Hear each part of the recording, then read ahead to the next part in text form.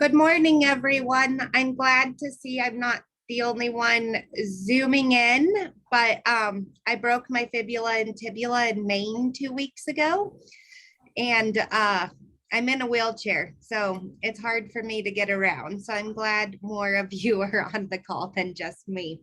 We'll go ahead and call the meeting to order. It's 9:30.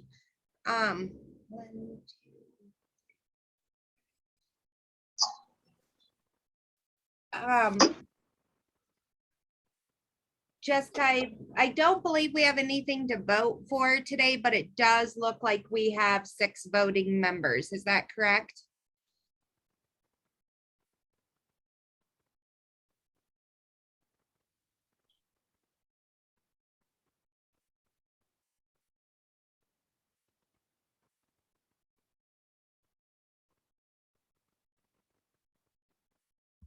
Hi, Jolene. Just double checking, making sure Okay. everyone's good to go, but I think you're fine. Okay.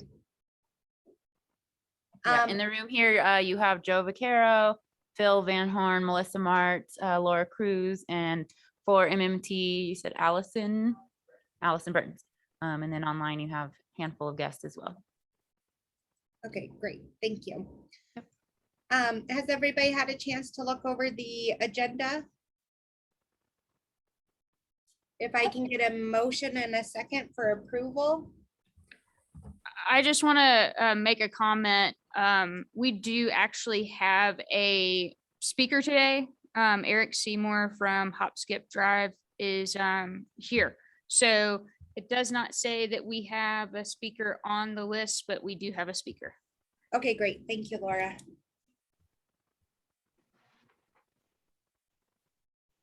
Is there motions to approve the agenda with the added speaker?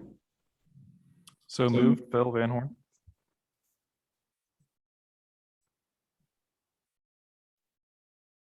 A second? Kristen Amundson, second. Thank you. All those in favor? Aye. Any opposed? And the minutes were also sent out. Is there any updates to the minutes? Okay, if I can have a motion second to approve the minutes. Kristen Amundson, motion to approve. Thank you. Phil Van Horn, second. Thank you. All those in favor? Aye. If you Any opposed? are you on the Zoom right? Something's going on. I think you guys have too many microphones on in that room. Mine's not on. Well, you No. guys sound really interesting. I'll give you that. Just make sure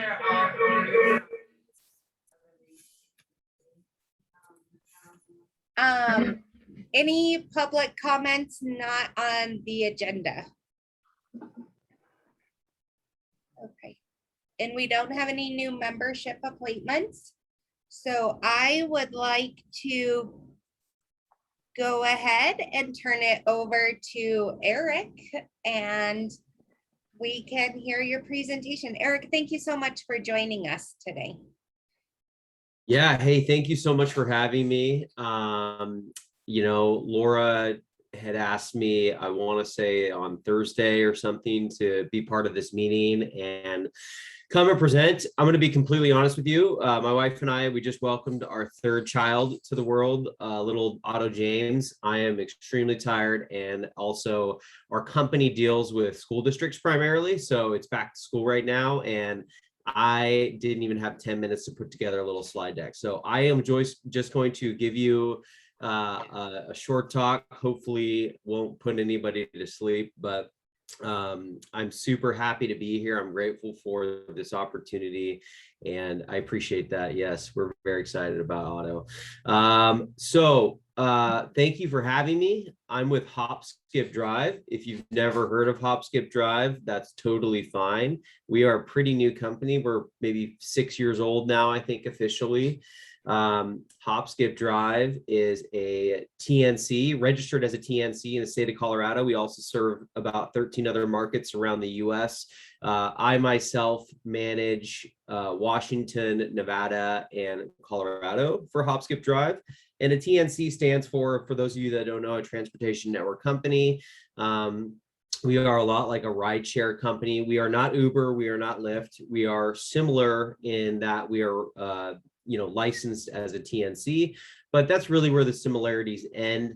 Hop Skip Drive is a purpose-built transportation network system that is designed to provide transportation to those who need a little bit extra help, right? So primarily about 90 or about say about 80-85% of what we do, at least in Colorado, is provide transportation to minors. So mostly students, mostly kiddos going to home to school or school to home. And primarily what that looks like is students who are experiencing homelessness, students with special needs, or students in foster care. We are a purpose-built solution that really helps fill in the gaps where the yellow bus just is not able to reach a student or is not able to respond quickly enough to students' needs. Right now, you've probably seen the news, here and there. I mean, I see it all over the place because I'm hyper focused on it, but there's an extreme bus driver shortage. There has been for over a decade now. Generally, when the economy is doing really well, the bus driver shortage is really bad. It's now been totally blown up, exploded because of the pandemic and what's happened to a lot of school bus drivers. Their pay and their jobs have been kind of somewhat in limbo for the past year and a half. So a lot of them have left the job. So this has left a huge amount of work open for carriers like myself to help respond. But one really awesome thing we've been really doing across our markets is now applying the really awesome safe standards and safety standards and reliability and transparency of our platform for older adults. And this is really why I was talking to Laura and many others. We have a really great partnership with Dr. Cog. It's extremely successful using their voucher program. And we provide, I want to say, let's say several thousand rides every month to clients of Dr. Cog in the greater Denver area to do things like grocery stores, food banks, doctor's appointments. I don't know the exact stats right off the top of my head, but I believe they are allowed to do a handful of personal trips and they can do unlimited amount of doctor or medical visits per month. Another really, really exciting thing that we were able to be part of was some pretty major vaccination events that were partnered up with some different health systems and Dr. Cog. We were able to get hundreds and hundreds of their older adults fully vaccinated. And the beauty of Hop Skip Drive is you use us when you need us. You don't when you don't. We're very flexible. We can guarantee transportation for an individual with as little as 8 hours notice.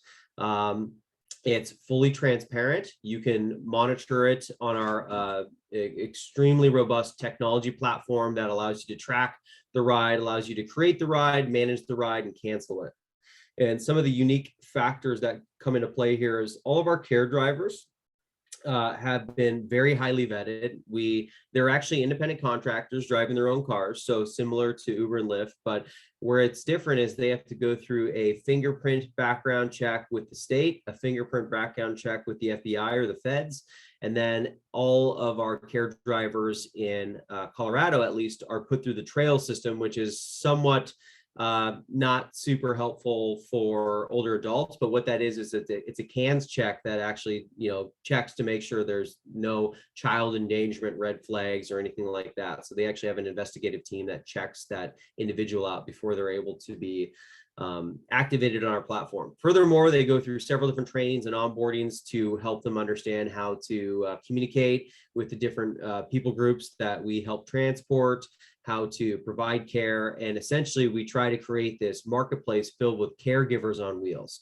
So the reason I'm here today is to, just give you that short, brief introduction and let you know that we are expanding into El Paso County, the greater, I like to say greater Colorado Springs area. We have contracts in place with Academy District 20, District 49, Widefield, and a few others. And we're also seeking opportunities to provide transportation to older adults or any other unique programs or situations where individuals need just a little bit extra help or a little bit more specialized or special ops style transportation, where putting them on a mass transit might not be a good fit, or it's last minute, or any of the above apply. So I just wanted to give that brief overview. I don't know if there's any questions. I will follow up to this to Laura with some additional information so you can review on your own, as I was slightly underprepared today, but happy to answer any questions that you have. Thank you so much, Eric. A new baby always lets you out of a slide deck. So that is Yeah. the number one best reason. Thank you. Does anybody have any questions before I ask a couple? Okay, well, 2 weeks in a wheelchair, I can tell you transportation is a pain in the rear. So since you are using independent contractors, what's the percentage that can transport people in a wheelchair? Yeah, that's a really great question. In the school district world, we refer to your situation as a 504. It's a temporary IEP. And we handle those situations very often. I mean, not super often in Denver, but all over the place in California for whatever reason. But if you have a folding wheelchair, it's a temporary situation. It's a lighter piece of equipment. We can easily have that folded up, put it placed in the trunk, and accommodate that. I'll be completely honest, we don't currently supply care drivers with their vehicles. And for that reason, we don't really have access to wheelchair accessible vehicles. And I'm referring to, the several, 100-pound, 1,000-pound motorized wheelchairs that require a lift or a ramp. That's in our near future, at least in the Denver metro area. It's in our near future. We have a lot of districts and other partners who want that. But that's really not our core business. But if it's a folding piece of equipment, or it's a lighter piece of equipment, and the care driver can assist the individual without too much physical contact, especially with minors, we have zero physical contact with minors, at least, we can accommodate that. So that's a great question. That's an area where we're not the best fit if it's a permanent wheelchair type situation. No, I can tell you, I've been leading an organization for specialized transit, and I've never appreciated specialized transit as much as I do now. It's amazing how being in a wheelchair just completely affects everything about life. And like, there are no buttons to open doors anywhere. Like, it's so frustrating. So I appreciate it, Eric, and we look forward to having you. Especially in the school districts in El Paso County. The bus driver shortage is just crazy down here, like it is countrywide, but we have an enormous amount of foster care students. And so for you guys to be able to transport them and let them stay in their home schools while they're moved from house to house, like, it's amazing that you help ground those students with their home school. So thank you so much for what you do. Yeah, you're welcome.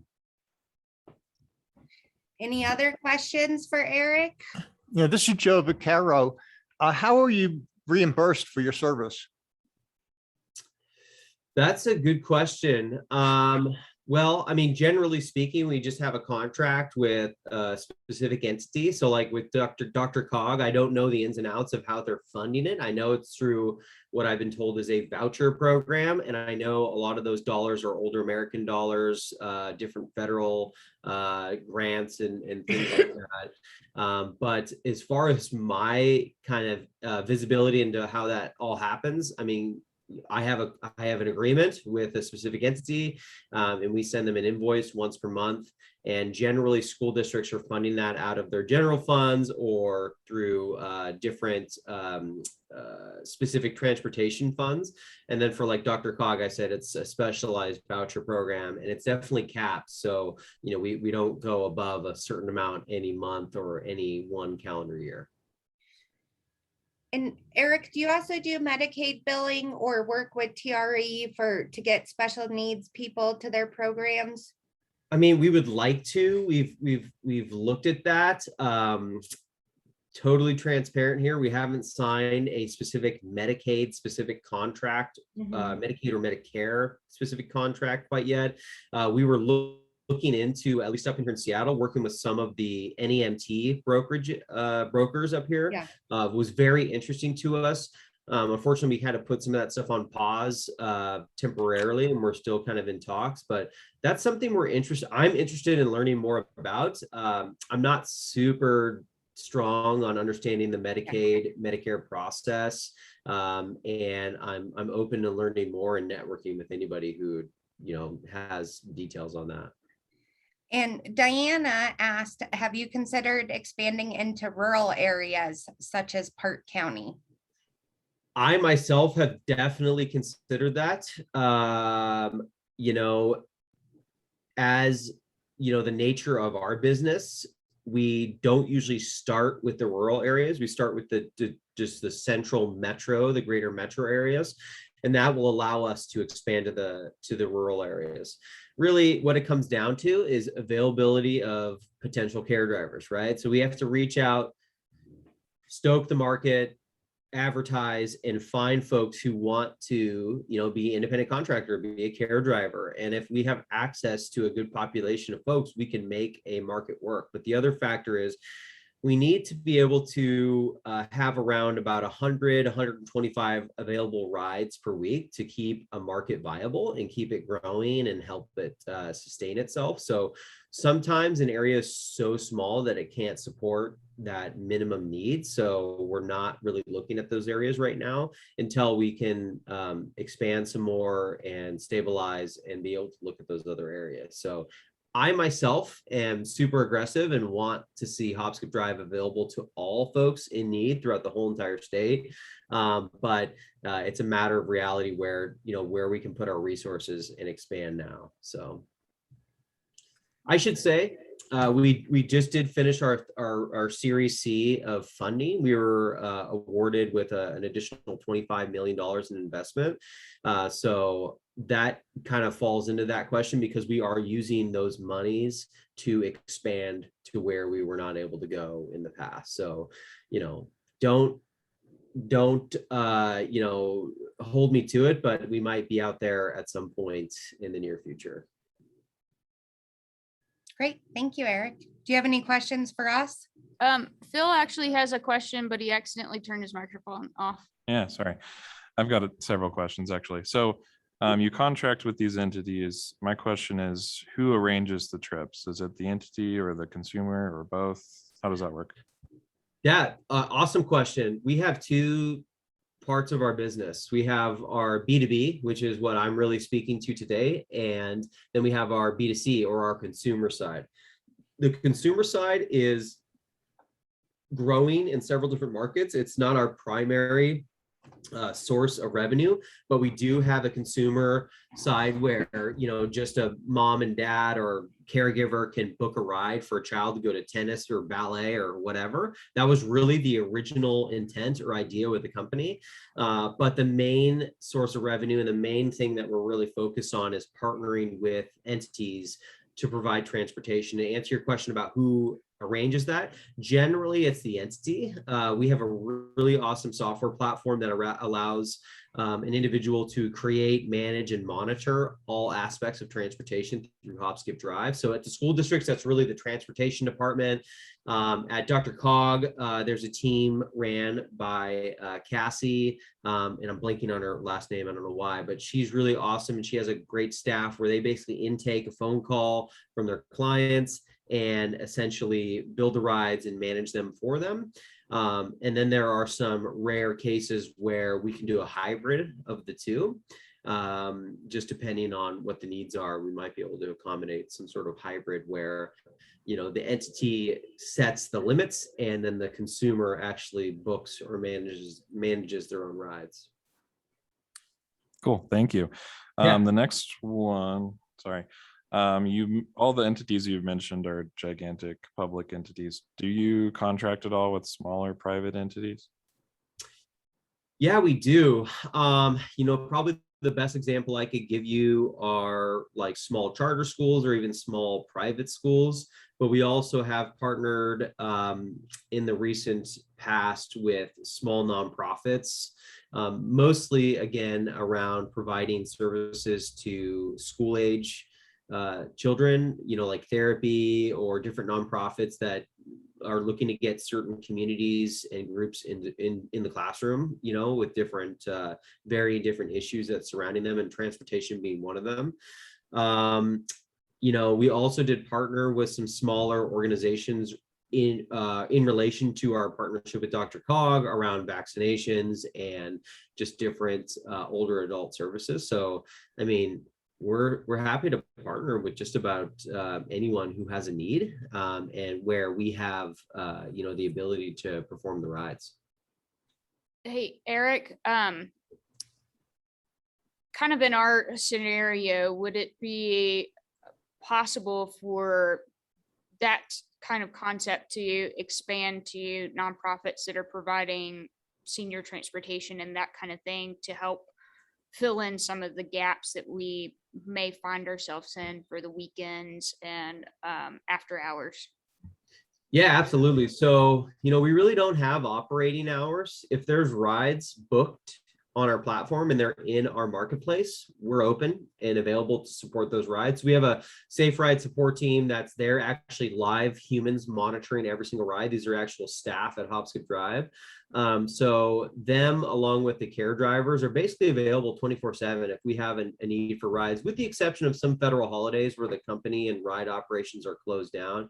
But even those, if there's a need and we need to be transporting them, there's potential for us to be open. But generally speaking, if you have a need that is off peak, like what I like to say, off peak is whenever students are traveling to and from school. Not only can we do the rides, we would love to do them because our business is very much tied to school districts and what they've got going on. So during the summer, frankly, the business, reduces to next to nothing.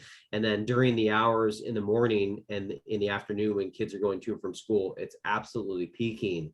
So if there's opportunities in the evenings or the midday or on weekends, we are all for it. And we would love to see some opportunities to work during those times. Okay, thanks. The last one, I'm sure the answer to this is proprietary, but what can you tell me about your costing model? Like, if you could give me an idea what the average cost of a trip that you charge in Colorado Springs is, that would be awesome. Yeah. We're just getting started in Colorado Springs, so I don't know if I have specific demographic, information there. Part of our costing is, so we have a base price plus a mileage rate. And I'm happy to get into more details one-on-one on that, but it's generally set per market and per the situation that we're looking at. But nationwide, I would say our average cost per ride is probably around $50.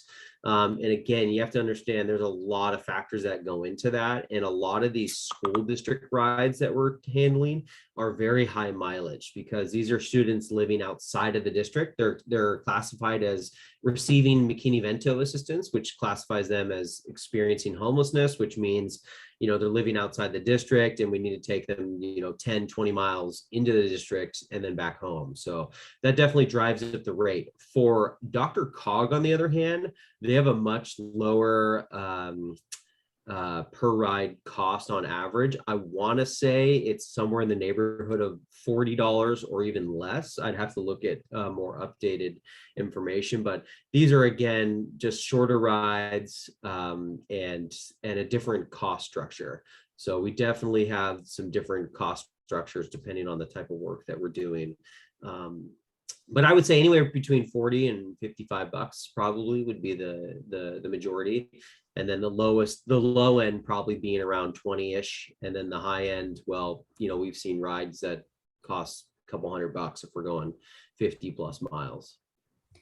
You can, I'm just gonna chime in here. I've actually played around with it on their website. You can actually cost out a ride. They have y'all have a price That's right.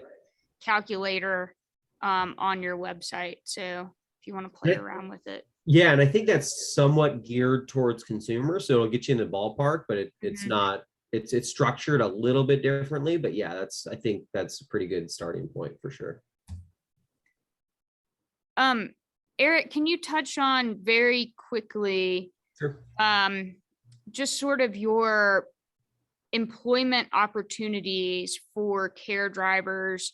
Like, because you're talking to most people in the room who are providers of transportation, but also they are connected to seniors and individuals who may be interested in driving and not necessarily able to drive the vehicles that are available within this group.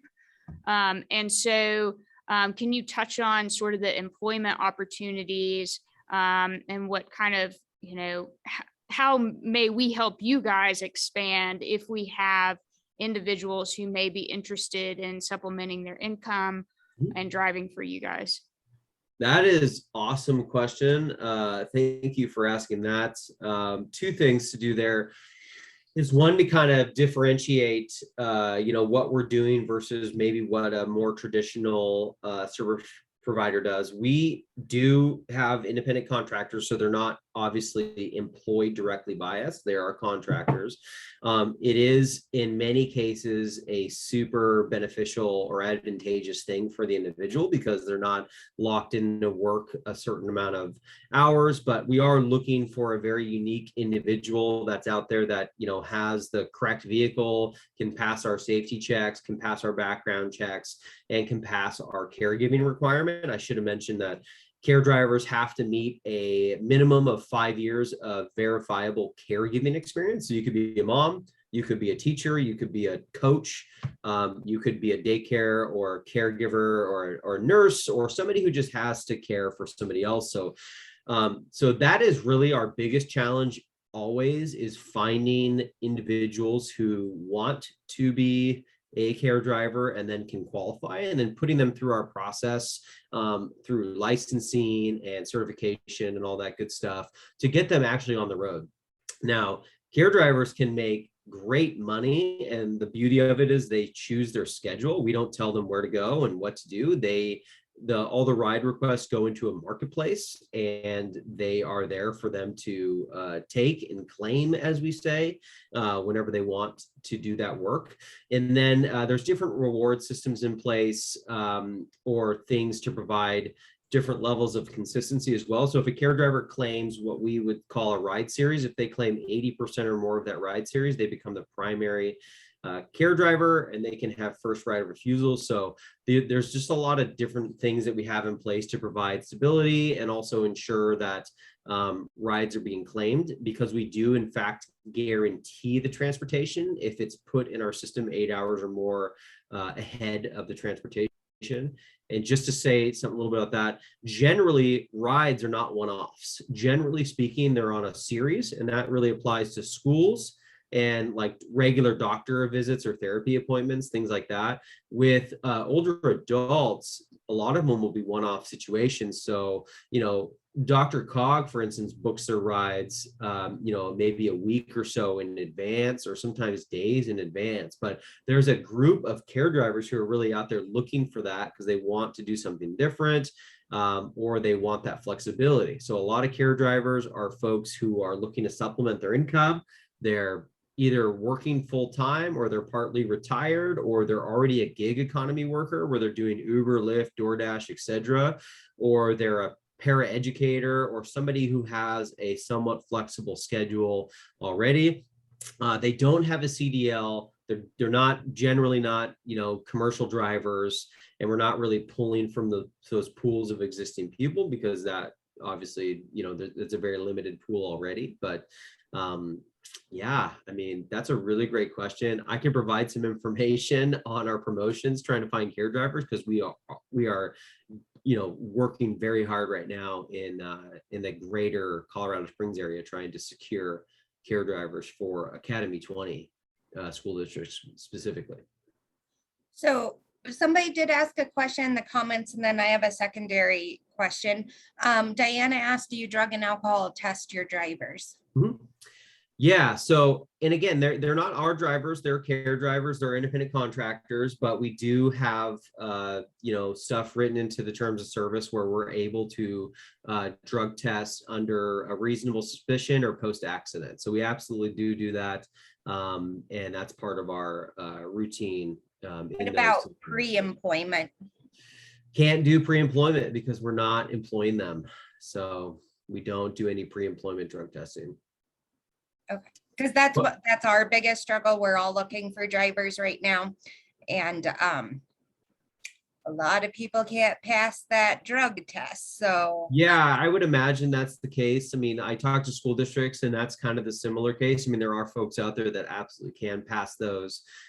For us, we don't do the pre-employment because we're not employing them, but we have reasonable suspicion, which is just about as good as anything else. You could pull that at any moment, but also post-accident. But we also do have a pretty unique technology that I'm aware of nobody else has access to or is incorporating right now. But we have a program, we've partnered with several different companies and provided a technology where we're actually monitoring the activities of the driver in real time. So we can see if they're hard braking, speeding, cornering, swerving, I think I already said hard braking, but if they're coming to a stop too quickly or not stopping where they should be, or deviating from a reasonable route. So we're actually monitoring different characteristics, and we have a pretty sophisticated algorithm that looks at driver behavior and flags them. And we're able to go in and check for different scenarios that may or may not be impaired driving. But in reality, drug and alcohol is, for the last several decades has been the biggest concern, but I would actually direct your attention to impairment with regards to technology. That's probably even deadlier nowadays and responsible for more accidents, fatalities, or just property damage or physical injury than drug and alcohol.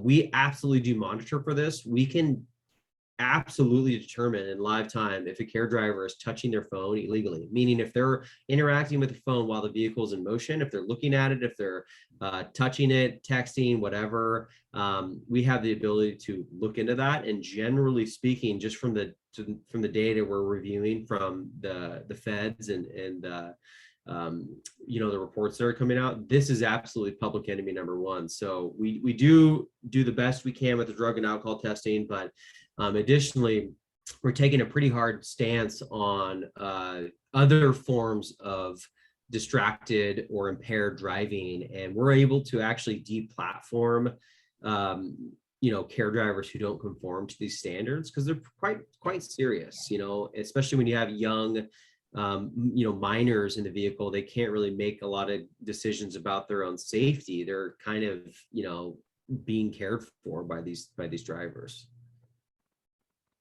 Well, I'll speak on behalf of the group. We think you're very lucky that you 1099 your employees so that you don't have to do the pre-employment drug test, because like I tell my staff, I really don't care what they do on their own time, right, when they're at work. But unfortunately, those of us that are federally funded and employ our staff, we have no choice because the federal laws have not kept up with. You're absolutely right. Like, technology is the number one reason for accidents, not drugs or alcohol. So right, that is tough. I can see how you would be placed in that situation. And I want to say I've had some of those conversations with some of the Medicare providers specifically, but yeah, I think we're how we're governed and how we're licensed, and it's there's a kind of a thin line between employer and contractor, and we have to be super careful with that, because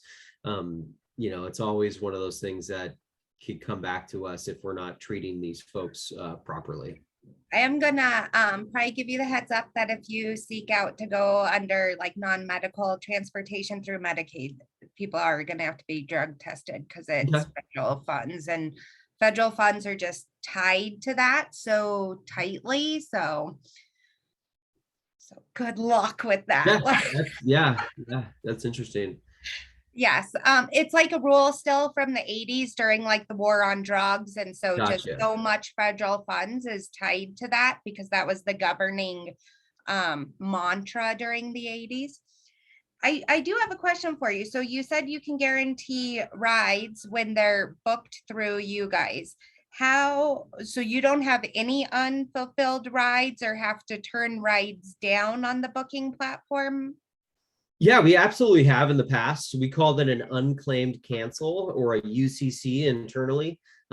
Basically, we tend to not overcommit, right? I always like to, undercommit and overdeliver.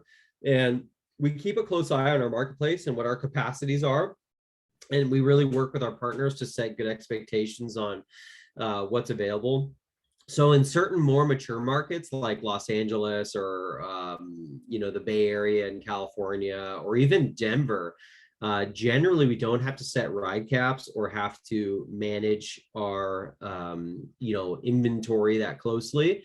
But back to school after 18 months of a pandemic, we absolutely have to. And we're going through that right now where we have to set certain ride caps. But we really just work with our partners to identify what their needs are far enough in advance. We don't have a crystal ball or anything. If I did, I wouldn't share it, but we don't. And we just try to forecast best we can. And the beauty of our system, though, is that we can grow a lot quicker than a traditional service just because our the care drivers or independent contractors we don't own those vehicles. So we're not subject to limiting. Our fleet is not our limiting factor, right?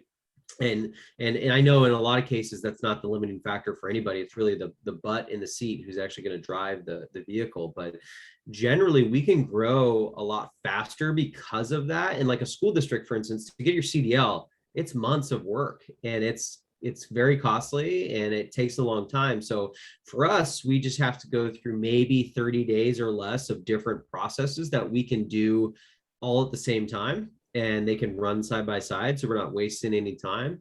And the fact that the vehicle is their own and we can inspect that and determine if it's safe or not is very, very helpful. So because of that, we're able to grow quickly and we're able to maintain that 8-hour ride guarantee.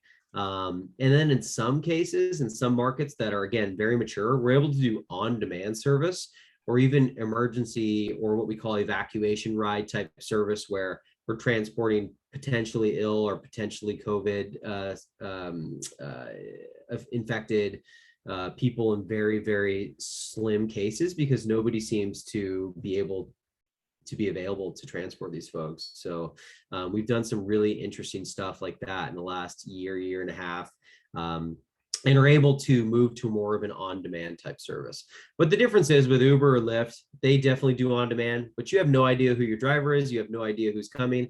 At least with our system, if you have enough notice, you can know who the driver is. You can see their face on our app. You can see their license plate, see their car, see a little bio about them, and you know in advance who to expect. And there's a whole verification process at the pickup. So it's very, very safe. So people are getting matched with the right people. Any other questions for Eric?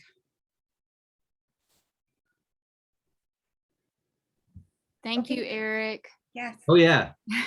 Thanks for the opportunity. Yeah.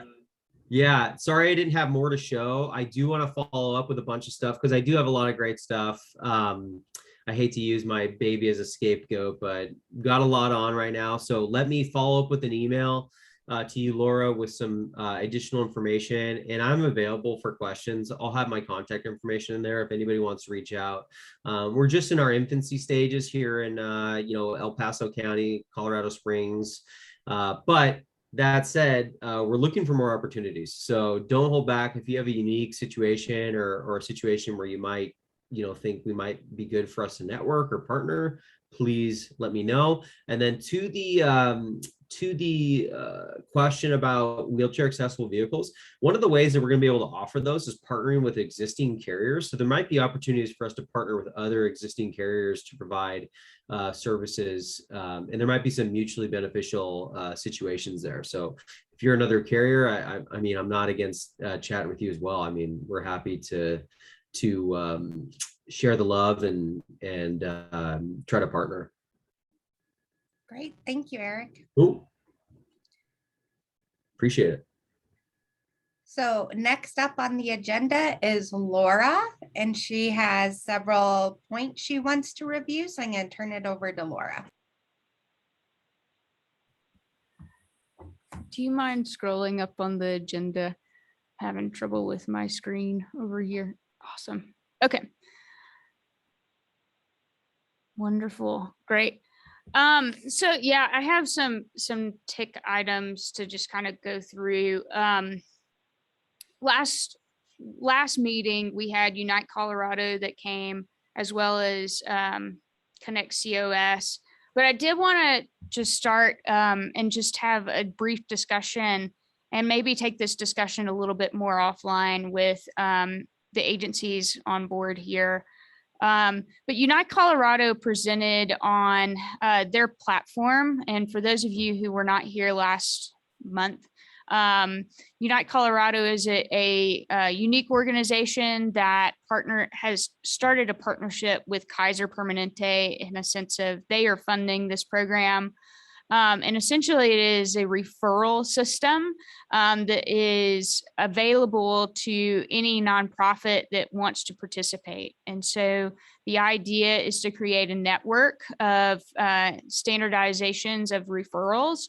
And so right now they're trying to recruit as many agencies to get on the platform. I know Envita is here, Phil's here in the room. They are on the community advisory committee for Unite Colorado.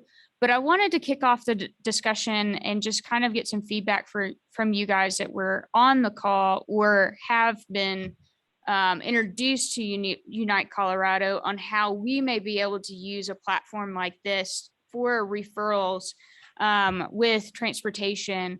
I know that we do have Envita, Fountain Valley, and Silver Key that utilize the route match system and are able to book rides for each other. But there's several others that are not connected into that system, and how do we sort of mobilize each other and coordinate with each other for some of the rides that we may not be able to provide for ourselves, or it just doesn't fit the scope of what we do as you come across individuals. Also, you know, we have some people on the line that don't really do transportation directly, but may have some needs within their clients that they serve when it comes to transportation. And this is just another way that they could submit a referral for those rides. So I'm going to kick off just saying, hey, what did you guys think about it last month? We did have low participation last month in our meeting, so it may be a little quiet, but I want some feedback. And then maybe if there is some interest, we can set aside a second group to discuss how this may be implemented amongst us.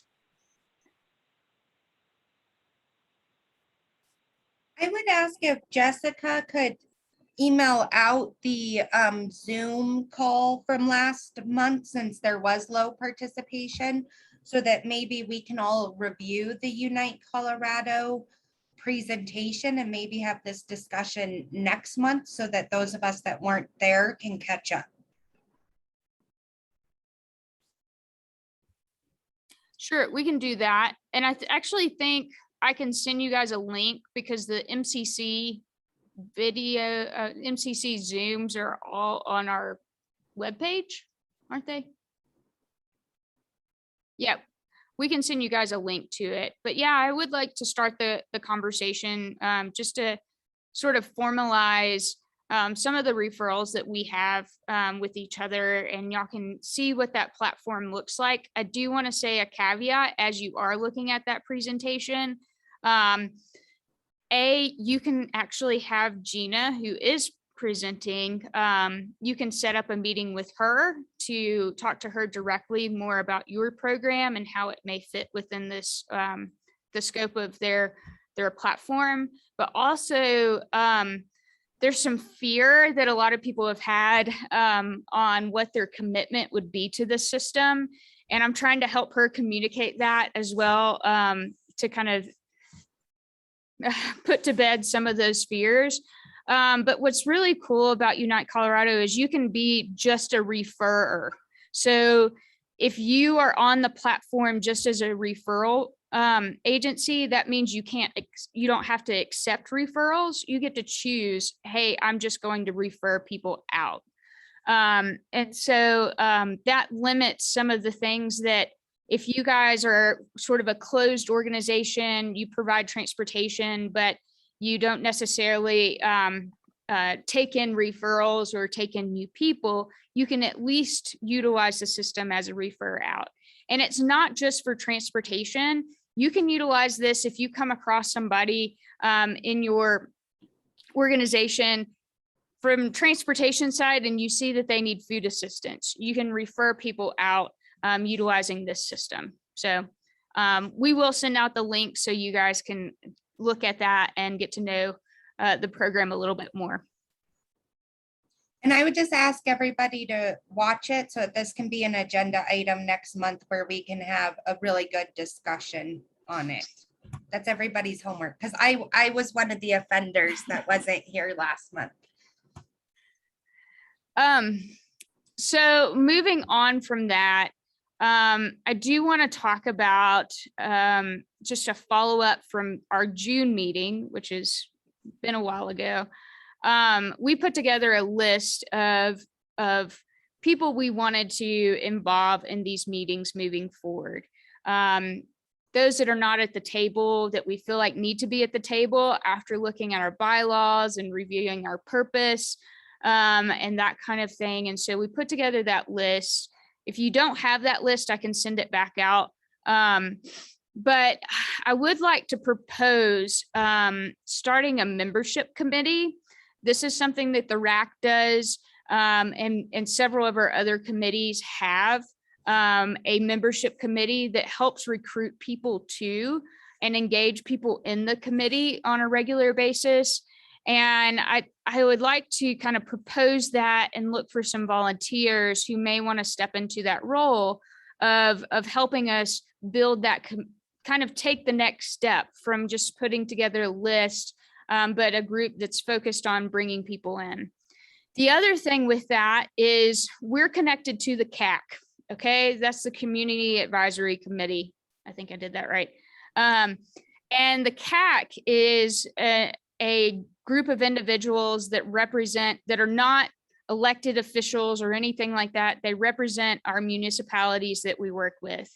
And it may be a great start for this membership committee to work with the CAC to get members from those municipalities or from those different districts to participate in the MCC. And so they would be a good resource and start in order to get more people here at the table. So I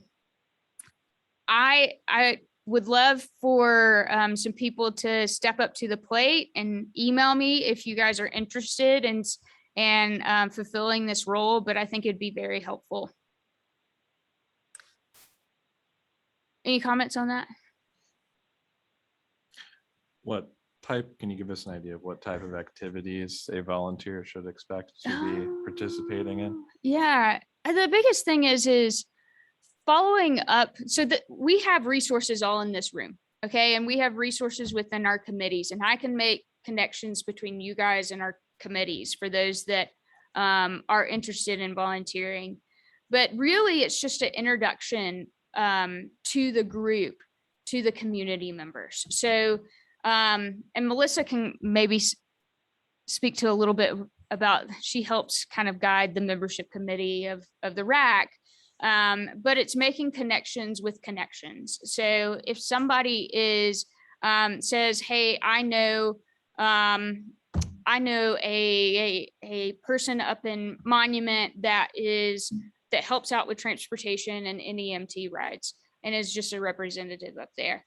I know this person, the membership committee would follow up on that referral of saying, hey, this may be a person that would be good at participating in the MCC. And so it is just that connection piece. While we've sort of mapped out who we want on the committee and who we want to recruit to the committee, it's that follow-up piece of actually engaging those individuals. And I'll tell you what I've done so far in just talking to people about joining the MCC is I've presented them kind of the bylaws and like, this is our purpose, you know, as a group. And then I think talking through moving forward, talking through with who we already have is what our vision is of the structure of this committee moving forward, I think is helpful in the communication of with potential members. But we also want members at large too. So not just providers. You'll see the list of just people who may utilize services that we provide, people who may be connected and not transportation individuals. I think we may have some people in here from the Independence Center, just trying to re-engage people into this committee that are connected to those that we're trying to serve. Not looking for a huge commitment, just something. You may need to be an extrovert for this project. So somebody who's willing to go and talk to individuals and say, hey, we need you at the table. So my only concern is I'm trying to look up the bylaws if we need a vote on establishing a committee, because I don't think we have a quorum on here anymore. But I can't pull up the bylaws. They're like disappearing. I think it's a fabulous idea. Yep. But we may need to make it an agenda item, like at the very beginning of the agenda next month, where everybody's still on the call. But I don't think we have 6 people on the We call. do have a quorum. But, Okay, we do. but it wasn't a voting item, so we can add it as a voting item for next month. If we have 6 now, I'm okay with just throwing it out for a vote. We can't do it. Oh, The rules, and I don't know all the rules. So I know, sorry. But so Jessica, if we could put that as like one of the first things, that way if anybody has to get off the call, we can vote right away. And Laura, I'm really shy and not an extrovert, so I'm more than happy to help. Like, once the committee's officially established, I will be happy to join you on that. yeah, great. Planting the seed this Yeah. time. So Yes. I keep bringing this up, but I really, again, would like to have sort of a working group to help out with establishing the mobility guide. The reason why is a multifaceted. Okay, so we have like our central areas. So we have mobility on demand number. We have Mountain Metro to help book a ride. But if you guys have, I will send out a mobility guide to you, what Dr. Cog has put together, so that it gives you an idea of what we're looking to do, so that people understand across the spectrum, not just for specialized transportation or senior transportation, but across the spectrum of how they can get around town. And so I would like a subset of this group to kind of 2-3 people to work on that with me. I think that would be even if it's not this group, but any volunteers within your organization that you think would be super volunteers that would be willing to work with me on that. I'd like to schedule a time for us to sit down and kind of have some worker bees, gather some of the information that we need in order to make it possible. So contact me if you have anybody in mind that may be willing to do that.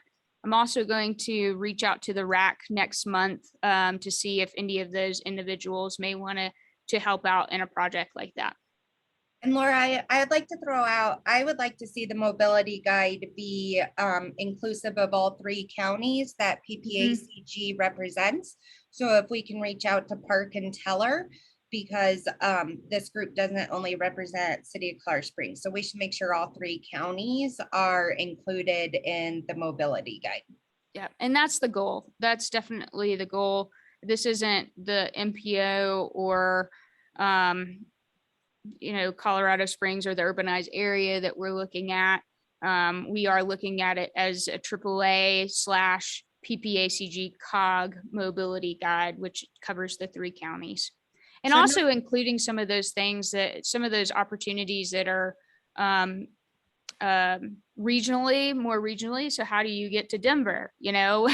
actually riding Mustang for the first time in a couple of weeks to go to an Atlanta Braves game. So it was $12. I was like, wow, this is great. I can just go to the Metro Transit Center and end up right at the stadium almost. So some of those things that we can communicate for people to get around outside of our 3-county region as well. So no pressure, Diana, but I would love for you to be on the committee to represent Teller. And then I think the RAC has the most Park County participants. And Diana said she would love to help. So see, that pressure worked good. But maybe I can't think of the one lady's name who is on RAC, but very active in Park. Chris? Yes, because she knows a lot of what's going on in Park. And we And can she- also reach out to the regional coordinating committee. I accidentally missed it last week. It was not on my calendar, but the regional coordinating committee is head up by Ted Schweitzer up in Cripple Creek, and Oh, Ted. several people from Park and Teller participate in and even Invita goes up there to those meetings as well. So yeah. Great. I can help make connections. I don't have the time to own all of it. So I could use some help in just making some of those connections and kind of splitting some of this up. Okay, great. If you can send out the Dr. Cog mobility guide, and then I don't think we ever found an electronic copy of the guide. I did. Did you- Jason had it. Jason at Silver Key had it. So If you I can did send find that it. out with the Dr. Cog, just to kind of see like our starting point of Uh-huh. where we are and where Dr. Cog is, and like how we're gonna bridge to be way more awesome than Dr. Cog in It's- our mobility guide. It's actually not that we're not taking a huge leap. So I think what would be a larger leap is really thinking about how to automate that guide in the future, and make it available to different demographics and different forms. I do know that there is, and Invita's on this committee as well, that there is a Connect Colorado. Is that it? Connect Colorado is a pilot program. Connected Colorado.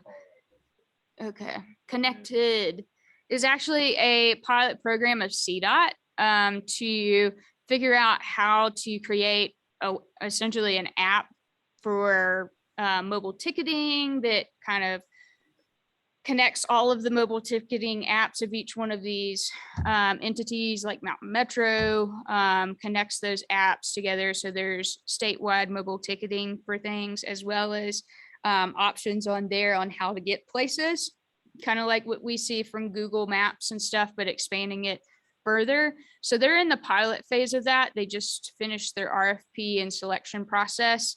And they are piloting that actually, I think in Eagle County. There's some small counties, and then okay. Summit, yeah. Okay.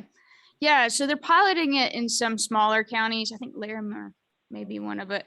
I've actually reached out to them and said, hey, we want to be a part of this too. So we want to be a part of the conversation as well. So yeah, I'm interested to see what that's like, but hopefully gathering this information and putting it in a paper form as what Dr. Cogs is, as well as what ours was looking at being in the past, having it in paper form, but then being able to transfer that over to some sort of platform in the future, I think would be helpful. So, yep, this is a start.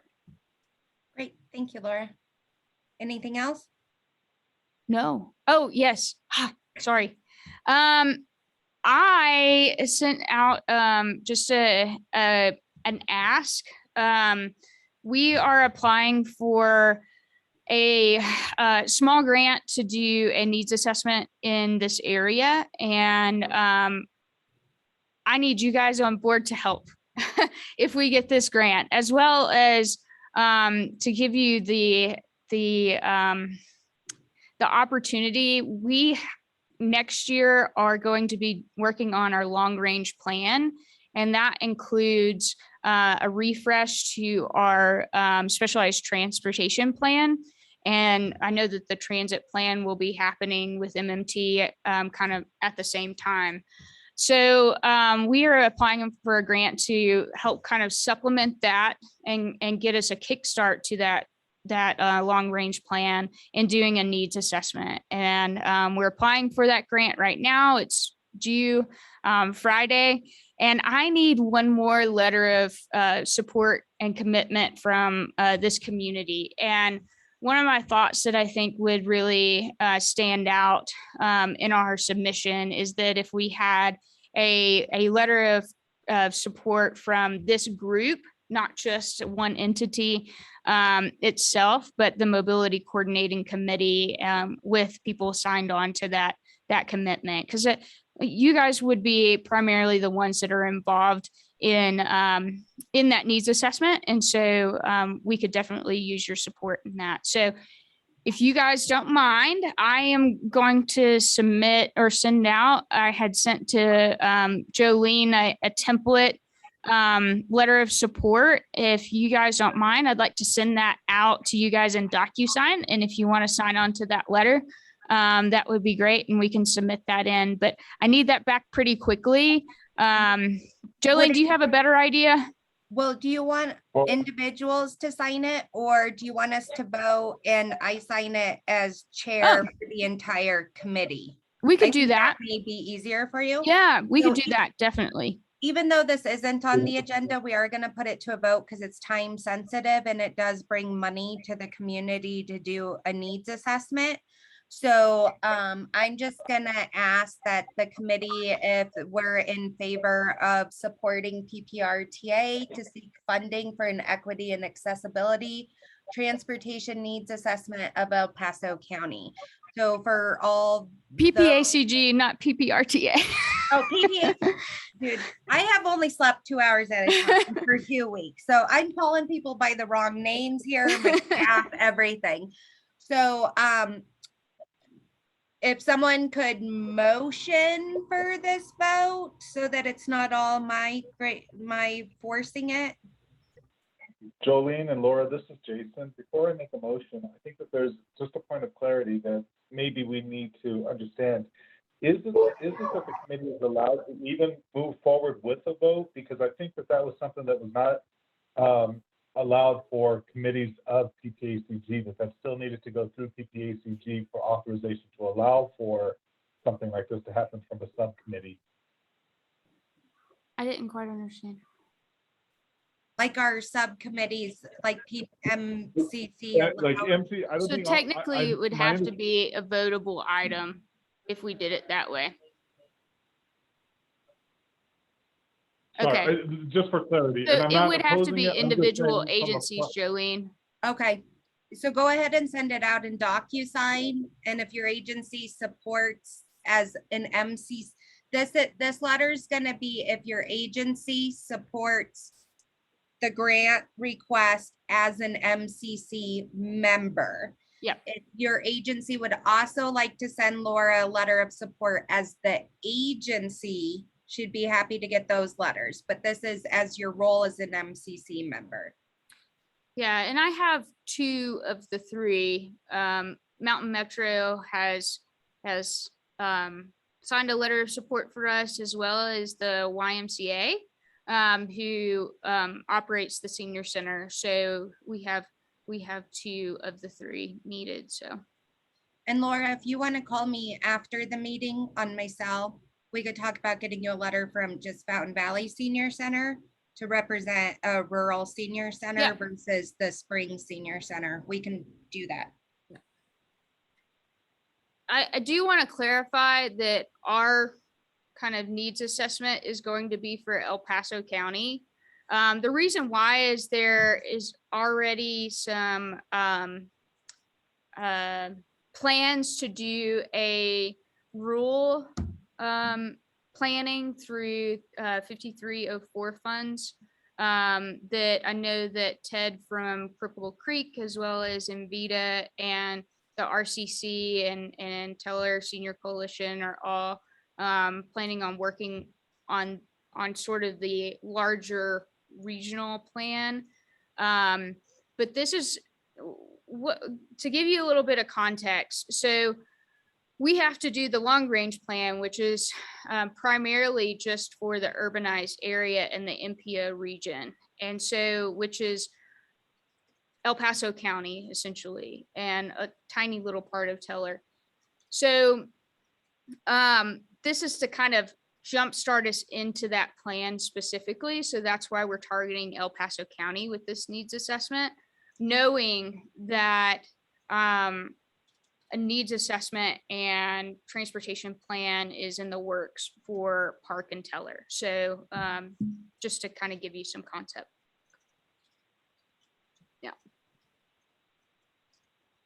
Cool.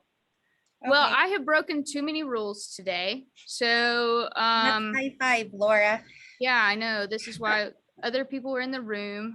I'm still learning all of that facets. We haven't really had anything to vote on No. since I started. So, but yeah, I definitely appreciate you guys' support. And yeah, let me know if you have any questions. Jolene, I can't call you right after this. I have to go pick up my Whenever is fine. my grand-in-laws Aw. from the airport. So we do have 3 points that I just want to remind people before we end the call. First, if you support the request as an MCC individual member, please sign her DocuSign that she'll be sending out. 2, watch the presentation about Unite Colorado so we can have a better discussion next month. And 3, please be on the call at the beginning because we're going to vote on establishing a membership committee. So those are the 3 things that you'll see on the that need follow-up after this phone call. Hey, Jolene, this is Jason. I've got one other thing that I want to bring forward related to Unitas.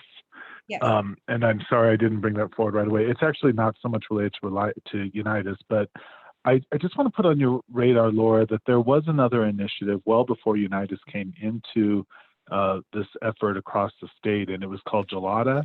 And Gelada has been working through the Colorado Springs system, in particular the fire department, to engage different nonprofits and different entities for that care coordination, linkage, referral, all kind of the same model that Unitas has put in play. I think I mentioned last time, just for clarity, when the presentation happened last week and they used Silver Key as the example, I was pretty clear that Silver Key had not yet signed on for this. And the thing is that we're evaluating whether we can. The problem is that I just want to make sure, not the problem, the challenge is I just want to make sure that we as a community don't duplicate efforts where we've got this Gelada initiative happening in Unite Us, and while that'll improve with the amount of referrals happening, it sure would be ideal if we move to one platform if we can. So I don't even know if you're aware of Gelada, and I just want to make sure that that's on your radar because that's been years in the making too.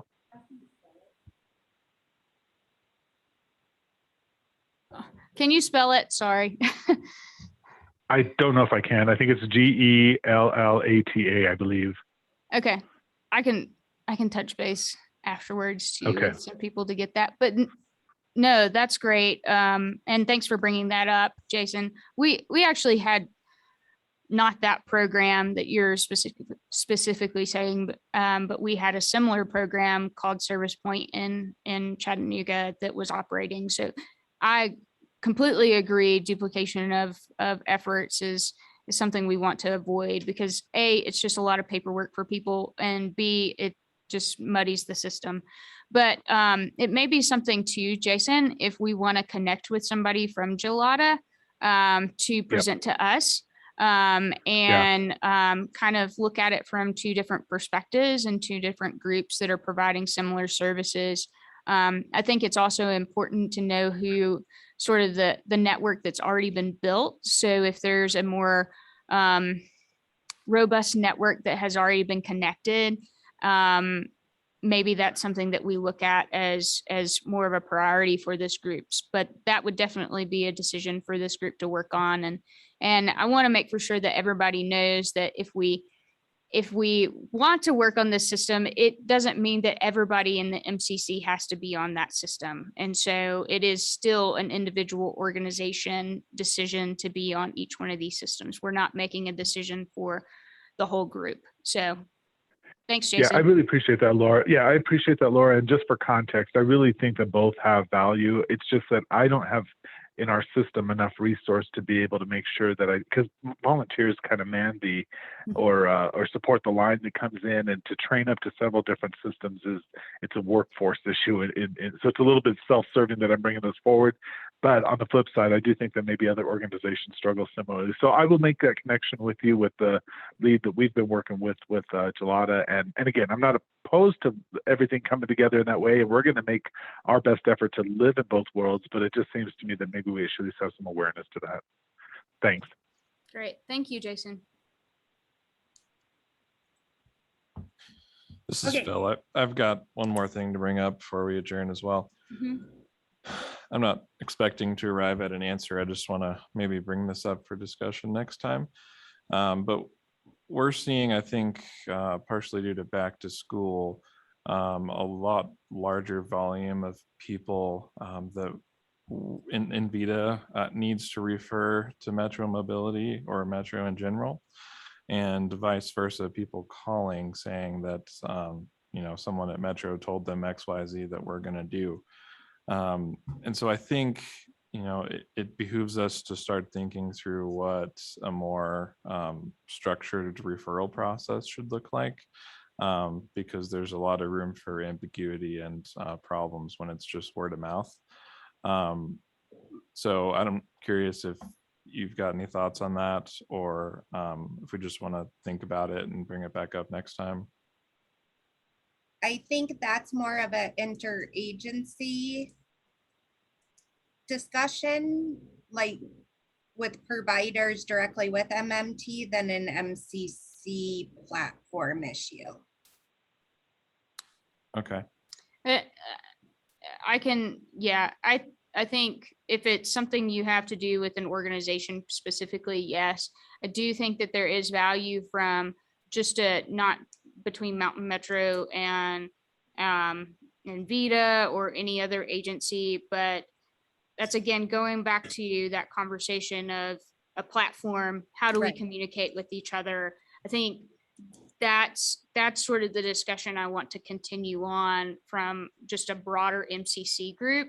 And if you have individual conversations you want to have with the agencies, we can help facilitate that if you want us to. But I think that if we can table, that can happen that way in conversation. And then for a larger discussion on how we standardize referrals, I think looking at some of these options that are free or easily accessible to other organizations that can't necessarily jump into a route match right now, or in a trapeze or a different scenario to kind of network with each other, I think is important moving forward.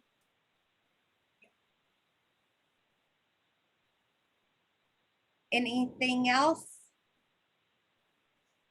Okay, I'm gonna end this meeting on a sad note.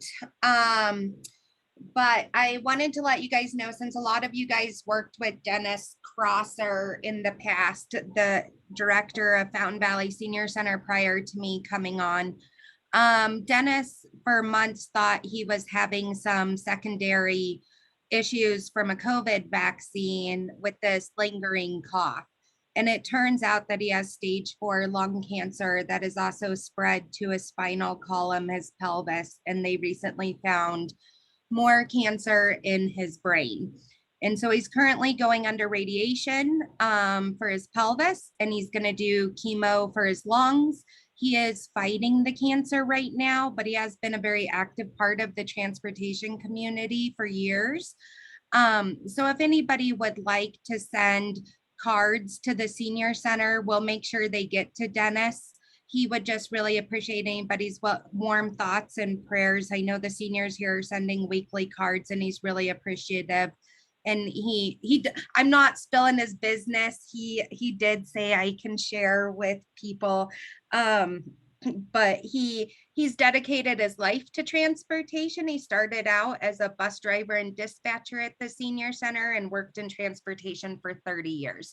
So I just wanted to give you guys a quick update of what's going on with him, and he's fighting and he's in good spirits. So just keep him in your thoughts and prayers. And if you want to send any cards of just warm wishes, please send them to the center and we'll make sure they get to him.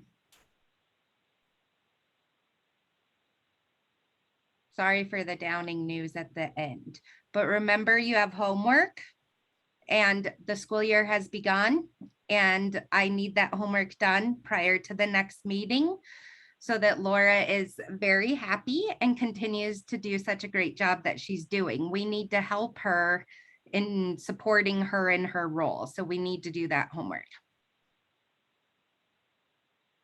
Thank you. You're welcome.